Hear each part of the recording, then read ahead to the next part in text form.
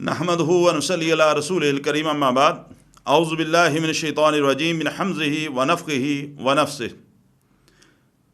کسی ساتھی کا سوال تھا کہ ہر وقت پریشان رہتا ہوں، قرض بہت زیادہ ہے، لوگوں کا قرض دینا ہے، لوگ گھر پر آ کر جو ہے وہ شور مچاتے ہیں اور محلے کے اندر بدنامی کا باعث بنتے ہیں۔ کوئی ایسا عمل یا کوئی ایسا وظیفہ بتا دیں کہ میں وہ کرنا شروع کروں اور اللہ تعالیٰ مجھے ساری پریشانیوں سے نجات عطا فرمائے۔ اللہ تعالیٰ آپ کی پریشانی کو دور فرمائے۔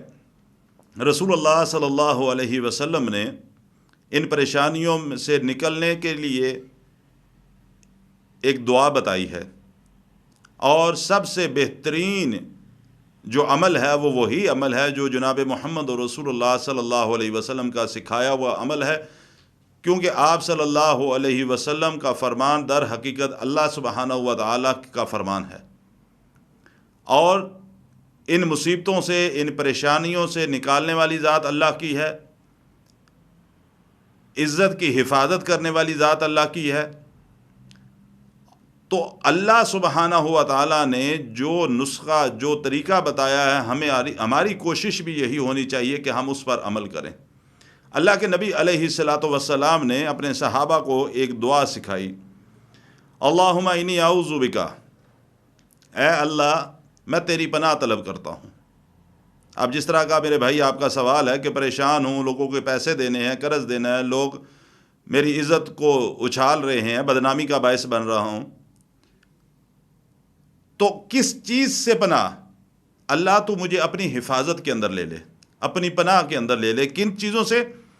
من الہم، میں ہر قسم کی پریشانی سے، تاکہ مجھے کسی قسم کی کوئی پریشانی نہ آئے، والحزن، اور غم سے، کہ میری زندگی کے اندر سے غم ختم ہو جائیں، خوشیاں آئیں، میری پریشانیاں ختم ہو جائیں، والعجز والکسل، عاجز ہونے سے، کہ ہر قسم کی جب اس طرح کی پریشانیاں آئیں تو میں عاجز ہو جاؤں، میں کچھ بھی نہ کر پاؤں، اس سے نکلنے کے لیے میرے سامنے کوئی راہ نہ ہو، سستی، کائلی مجھ پر سوار ہو جائے۔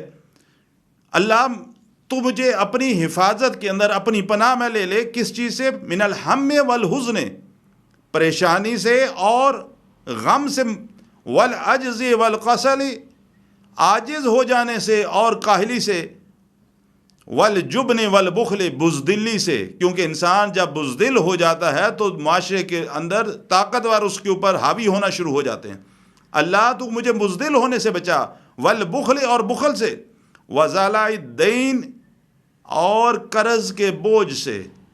قرض ایک ایسی چیز ہے جس سے اللہ کے نبی صلی اللہ علیہ وسلم نے بھی پناہ طلب کی، اور یہ ایک ایسا بوجھ ہے، اللہ کے راستے میں جان قربان کر دینے والا، جو اللہ کے راستے میں اپنا خون پیش کر دیتا ہے، جو شہید ہو جاتا ہے، اللہ نے اس کا بھی معاف نہیں کیا، اس کا بھی قرض ادا کرنا ہوگا۔ وزالۂ الدین، قرض کے بوجھ سے اللہ تو مجھے نجات عطا فرما، وغلبۃ الرجال، اور لوگوں کے تسلط سے، کہ لوگ مجھے کمزور سمجھ کر میرے اوپر حاوی ہو جائیں، اللہ تو ان ساری چیزوں سے مجھے محفوظ رکھ، اور مجھے اپنی حفاظت میں لے لے، اپنی پناہ میں لے لے۔ میرے بھائی، اگر اللہ سبحانہ و تعالیٰ جیسی عظیم ذات اگر ہمیں اپنی حفاظت میں لے لے، اپنی پناہ میں لے لے، تو ہمیں دنیا کی کون سی طاقت ہمیں نقصان پہنچا سکتی ہے؟ اگر ہماری عزت کی حفاظت اللہ سبحانہ و تعالیٰ شروع کر دیں، دنیا کی کون سی طاقت ہے جو ہمیں رسوا کر سکتی ہے؟ لہٰذا ان ساری پریشانیوں سے، ان ساری مصیبتوں سے، تکلیفوں سے بچنے کا کیا طریقہ ہے؟ ہم اللہ کے ساتھ اپنا تعلق مضبوط کریں، اللہ کی پناہ طلب کریں، اللہ کی حفاظت کے اندر آ جائیں۔ جب اللہ کے ساتھ ہمارا تعلق بہتر ہو جائے گا، اللہ کی حفاظت میں ہم آ جائیں گے، اللہ سبحانہ و تعالیٰ ہمیں کبھی ضائع نہیں ہونے دے گا۔